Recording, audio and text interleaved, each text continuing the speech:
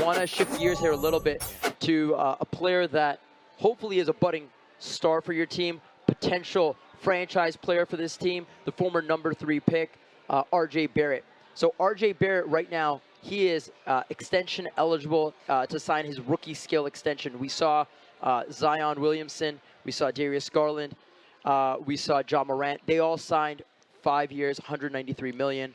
And if they make All-NBA, that number can increase beyond that as well. Yeah. What are you expecting to see from RJ Barrett? What do you want them to sign him for? Yeah. Is that max contract too much? Talk to us a little bit about that. Yeah, well, you know, what you have to love about RJ Barrett is in each of his 3 years, he's improved statistically.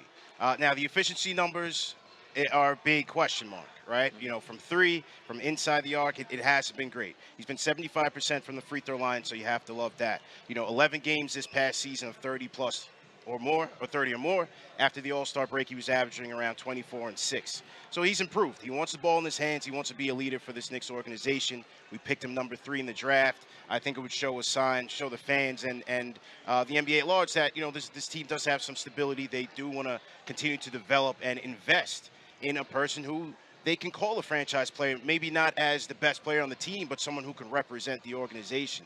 So I think that's a good move. Now, again, to give him the full max, I believe it's 5 years, 180. It's 5 years, 193. 193. So that starts at $33 million, going up to $44 million. Yeah, see, that's a little bit tricky. I don't think I would go that high. I think I would go maybe about 150.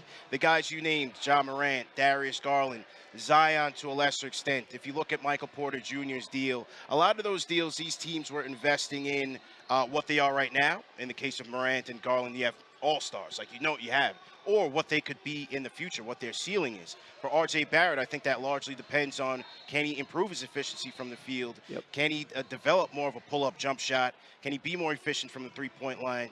You know, he's getting to the free throw. He got to the free throw line a lot more just to finish off the season, which is very encouraging. But I think it all depends on his shot-making and playmaking ability in terms of what his true ceiling can be. And so I think that's why it's a little bit tricky to invest the full max in him, because I'm just not sure where his ceiling ultimately tops out at. So I would say 150 is a number that I would be comfortable with. So before we move from RJ Barrett, I want to ask you a question. Are you happy with his development so far over the first 3 seasons, or did you expect more? No, I think so far I'm happy with it. I'm happy with it. I think in his second year, he was a lot more efficient from three, a lot more efficient from the catch and shooting. A lot of that was based off of Julius Randle's playmaking, but that seemed to be an outlier. Now this year, the numbers have come down a little bit. He did have the ball in his hands a lot more. The usage rate did go up a lot more. The defense has come down a bit.